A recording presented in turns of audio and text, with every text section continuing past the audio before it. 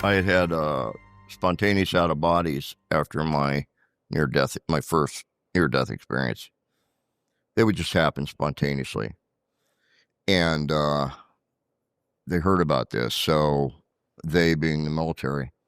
So DOD, Department of Defense, decided that I should learn to control them to see if, comparatively speaking, they were better for intel than remote viewing.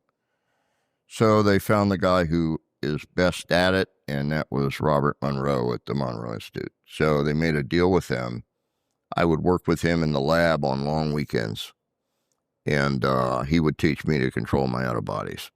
So that comparison could be made. So for almost 12 months anyway, 14 months, I think, I would go on Thursday night to the Monroe Institute, and on Friday, Saturday, Sunday, I would work with him in the lab all day. And then on Monday morning at 4 a.m., I'd drive back to Meade to do the remote viewing because I was the only remote viewer left. So I'm doing remote viewing, and I'm doing this in the lab with Robert Monroe. And we were working very hard in his lab for me to control the out of bodies, which we eventually succeeded in doing. Now, in the middle of that,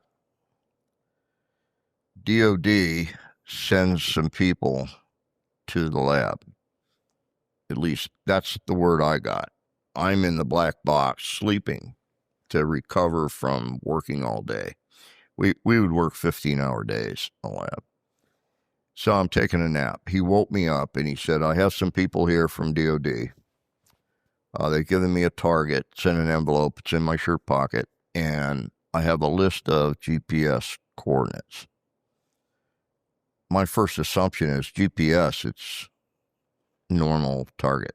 So he gives me the first target, and it was a pyramid, really huge pyramid. In comparison to the big pyramid in Egypt, you could put 3 of them inside this puppy in it. And it's got big rooms in it, which construction-wise, they must know something we don't know, because a pyramidal shape is very difficult to build inside, outside of a casino in Las Vegas. Anyway, so I'm reporting on that. I said apparently it's got some kind of chambers that people are trying to survive in by being put in an altered state and stored in case they can exist long enough for somebody to find them. Hibernation chambers of some kind. And I'm describing some other things. I can't remember now, but anyway, we go to each target, and at some point I said, I think it was right after the big pyramid, I said, is this a new discovery? This must be a new discovery, because it was so big. And, how did they find this? It's so huge. And Bob says, I'm not interested in how they found it. I just want to know more about it. So he keeps talking to me about this stuff. So we go through 6 of the targets. I did as good a remote viewing as I've done on anything.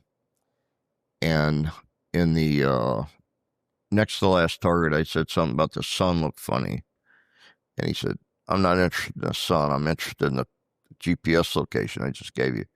Well, I'm assuming this is all earthbound stuff, because that's the only place I've ever used GPSs.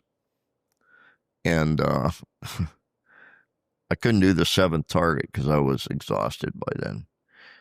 So he says, come on out. And in the very end, I was talking about, he said, where does this stuff come from? And I said, they're human people. They're like us, identical to us, only they're much bigger. How big? 10 feet tall, 12 feet tall, that kind of thing. And I drew a person next to a bigger person. And I did some other drawings, I can't remember, but anyway, I came out and I said, what is this target anyway? Because I said, I'm in the past somewhere, and I'm seeing some people, and they're like us, but much different. and he says, I don't know where this is. And he was surprised. I was surprised. I don't know where this is. So one of the people said, it's in the envelope. Oh, and the envelope in my pocket. So he had it in his shirt pocket, folded over. So he didn't open it. He handed it to me. And I ripped the end off and pulled out a sheet of paper, and it said, Mars 1 million BC, which is like, now, I got to tell you, I hate these targets. They're like UFO targets. I don't like UFO targets because how am I going to know whether I got something valid or invented it? You can't tell unless you have some form of feedback. When I found out the target was Mars, I thought about it a long time, and I thought, I have to get the pictures. I have to see whether or not what I described is real or not real. Right. So somebody told me, I remember that night somebody said the targets came from JPL or something, Jet Propulsion Laboratory. And I said, no, these were an interest to the government. Maybe JPL gave them pictures. I don't know.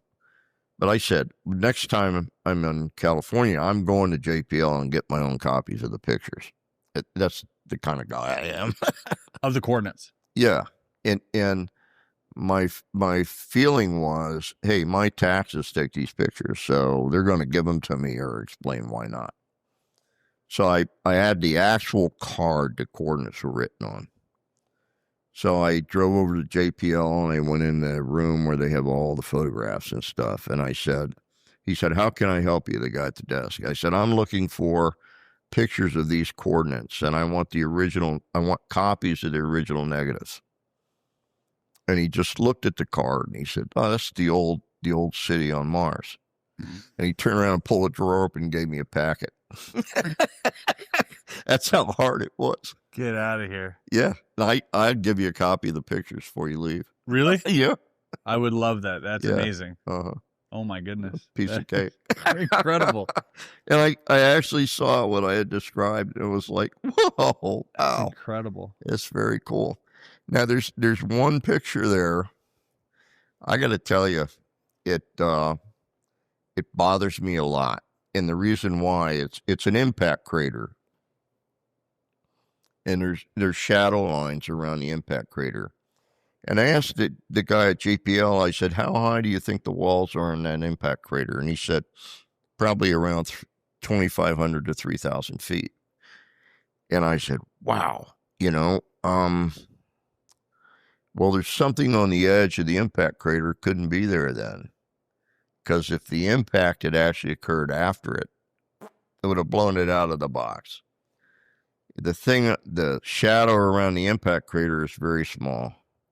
And you can look at it and know the angle of the picture taken and know that it's between 2,500 and 3,000 feet tall. So they've obviously done some analysis of the pictures. The shadow on this thing on the edge is 2.5 inches. It runs off the negative. So I said, so how tall is that? And he looked at me and went, that's really tall. And I said, okay, what is it? And he said, I don't know, something probably grew there. I went, okay. Makes sense. That's the best answer they can give you right now. They grew it. Yeah, it's organic.